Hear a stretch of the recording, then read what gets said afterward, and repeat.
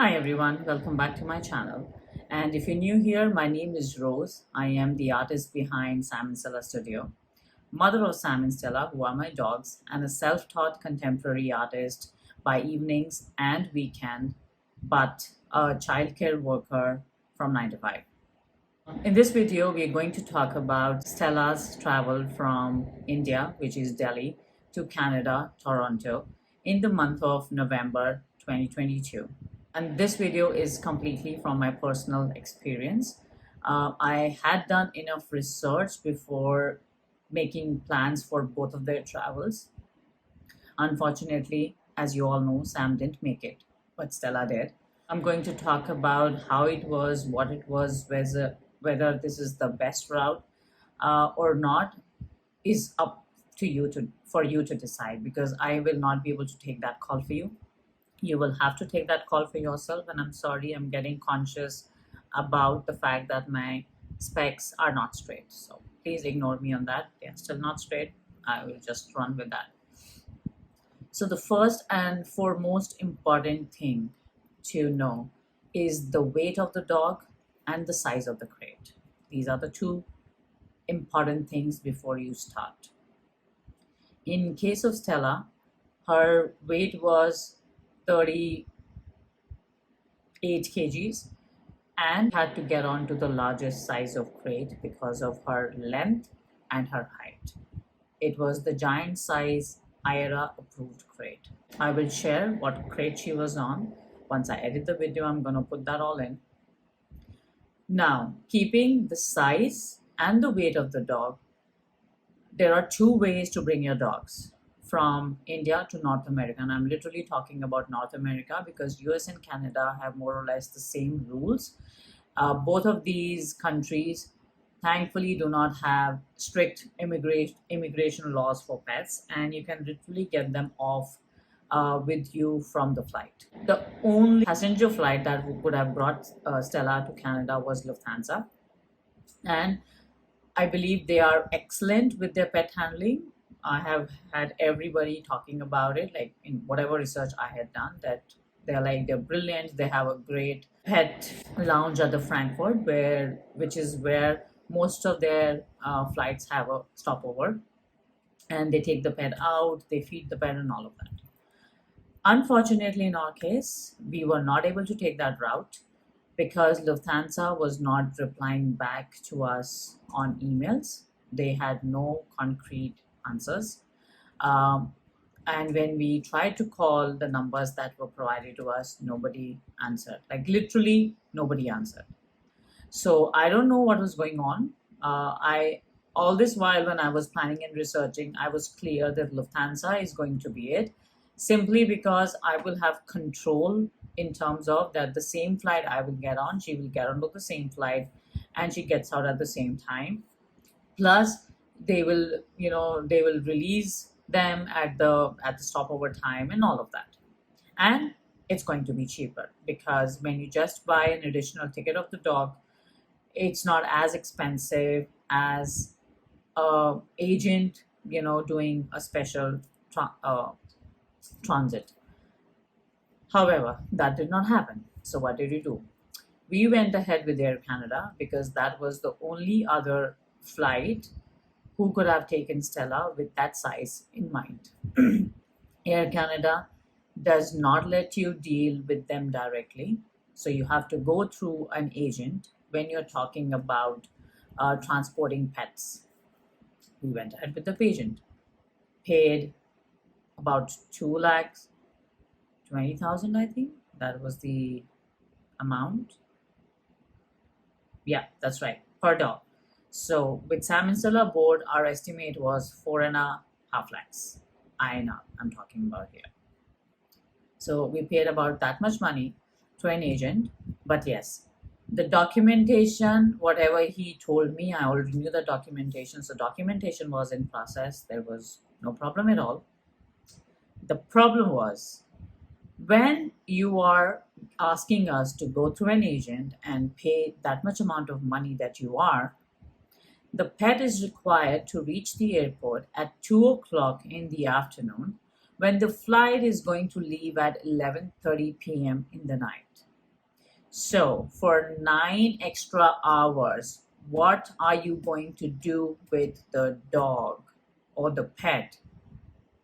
It is beyond me. It was so frustrating. I can't even tell you. So, my husband and my father, because they are the ones who went ahead to leave her at the airport. They were at the airport around 3 o'clock.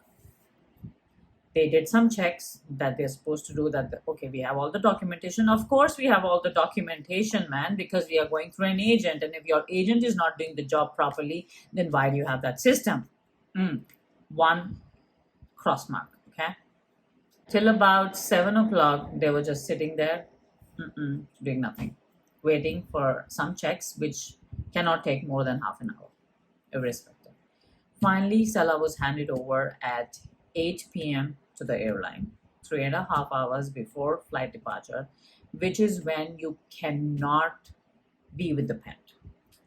The time from 2 to 8, both my husband and my father were with Stella all the time. But after that is exactly like you leave your luggage at the airport.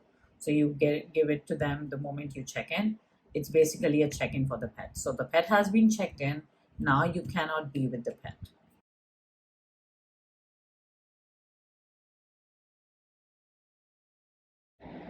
Done. From that time onwards, what happens with the pet, it's not in your control. Whether they are given water, whether they are given food, you have no idea. So leave it to the God that they'll be fine. The next thing that you need to consider is the age, the health, and the temperament of your dog. Stella was 8.5 years old.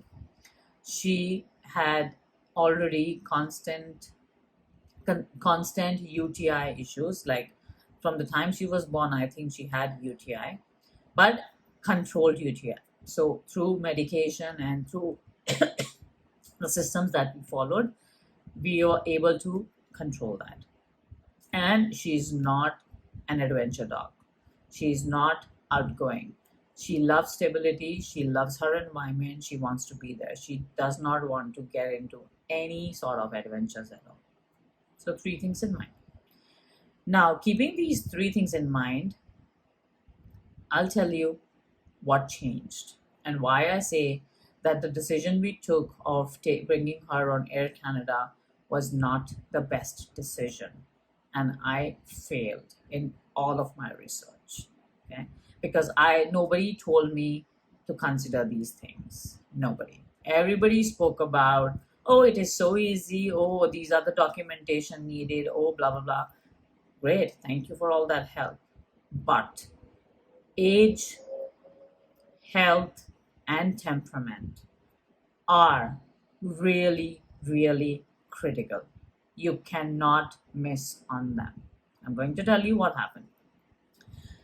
So, with her age and her temperament, I got her the next day. So, the flight was on November 27th, 2022, from India departure. That's 11:30 p.m. at night.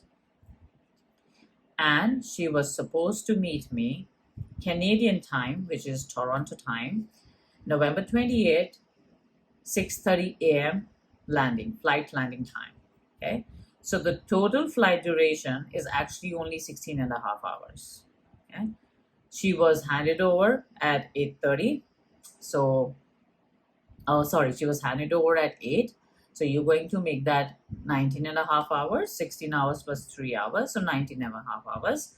And the agent told me, but we will not get the dog before 23 hours. So her total crate time is going to be 23 hours, which is 1 hour less than an entire day.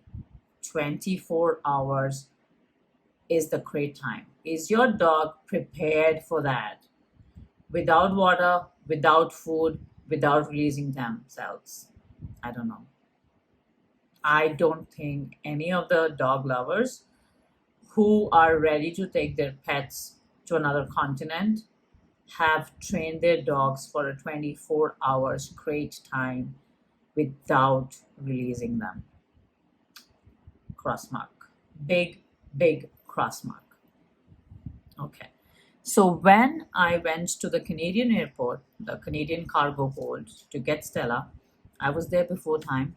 6:30 the flight was supposed to arrive, but I went to 6 thinking that I can get done with the documentation and all. Unfortunately, it didn't go as planned. So once I reached there, you first have to go to another a separate place, an office which is not literally the cargo hold office. It's another building altogether. So you go there, you tell them you're here to collect your dog. They're gonna charge you some airport fees. You pay them the fees, and then they tell you to go to custom office to get the pet immigration done. Okay. Now they will charge their fees, but they will not let you go to the immigration office unless and until the flight has landed. Okay. So if there's a delay in the flight, everything is delayed. Excellent. And dogs are taken out last from the cargo hold. It's not that the live pet is taken first. The baggage was done, everything was done. The last comes the pet, which is another cross mark for me. Why would you not get the dog out first? Like the first come first basis, they should get a priority. It is just inhuman to not do that. By the time we got all of this done, the immigration was done, everything was fine. They do a wet check, which I don't know what it was, but whatever. It was done. I got Stella at 9 a.m. in the morning, and this she was in a state of shock, and she was like, "Oh my God, what?" She was happy. She was able to relieve herself, but her crate was in a state of complete mess. Pee all over, poop all over. Oh my God, it was one horrendous sight. She was happy, all of that. Now, when you get the pet, you have two options with the crate. You can leave the crate at the airport because they say that you can leave it because sometimes it happens that dogs don't have the right crates and they need to change that. So you can leave that crate, or you should have a car big enough to fit the crate because, as I said, we had the giant crate, a PetMate giant size, which is the biggest size available. So you have to fit in the crate and the dog and go home. In our case, that ride from the airport, because the car was not big enough to fit the crate, and we wanted the crate, we could not leave the crate because we had another flight to take from Toronto to Edmonton, which was our last sector. That is where we are currently. Okay. So Toronto to Edmonton, we had to travel, and I needed the crate. I could not have left the crate. So we somehow managed the crate and Stella in the car.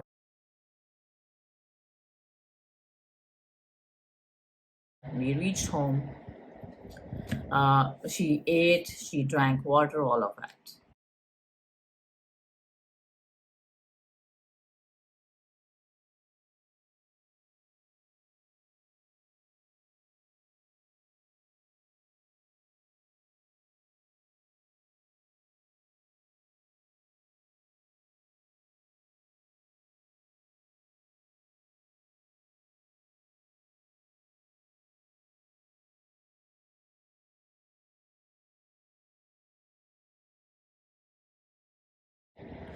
And then the disaster hit us.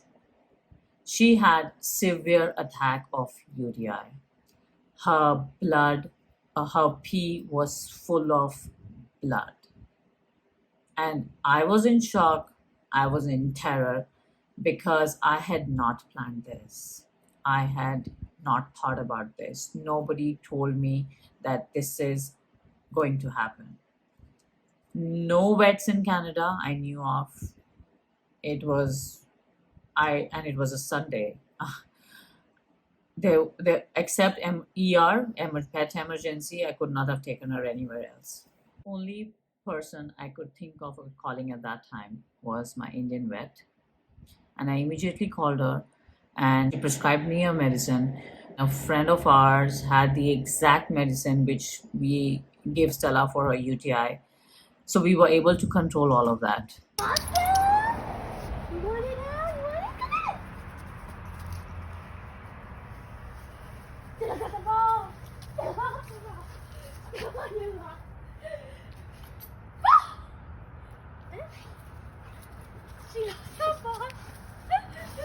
Stella?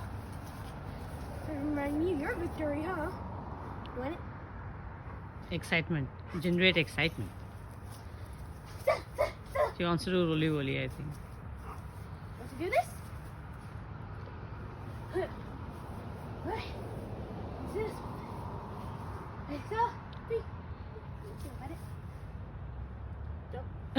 But the point that got missed was that plan for something like this if you know that your dog is prone to something which could get aggravated. Because in my case, yes, I'm extremely thankful that she's safe. She came out safe. Yes, there was trauma in flight. Yes, she was in shock, but she's alive. She's kicking. She's with me here right now. And that's what matters me the most. So I thank everyone for that. But do plan for this, which again, I failed to do so.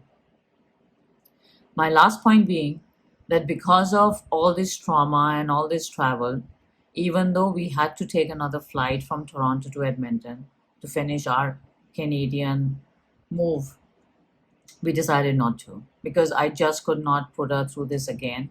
The flight time itself is 4 hours from Toronto to Edmonton, and Air Canada again wanted another 4 or 5 hours. So again, it was turning out to be 7 8 hours for her in the crate, and I was just not ready to do that. We eventually did a road trip, which was a 5 day trip from Toronto to Edmonton.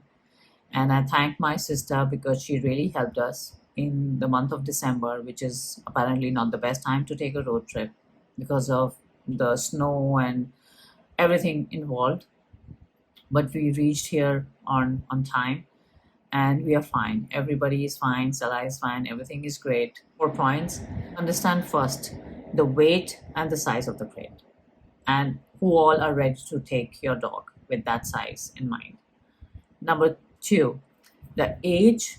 I believe if you're planning to travel with your dog, the dog should be under 5 years old. It does become complicated. No matter how much we say that our dogs are healthy, we never know. And the temperament. How are they? And if they have any health conditions. And finally, take a more informed decision basis all of this. If you have any questions, if you have anything that you need to know about this travel, I'm more than willing to share those details with you. Just type in the comments that you would like to know the documentation involved, and I'll be more than happy to do that for you. And if you think this video was of any value to you, please think of subscribing or hit the like button. It's just gonna help me. Thank you so much, guys, for watching along. If you did by now this far, and hope to see you in the next video. Have a good day or night wherever you are. Lots of love from Sam and Stella.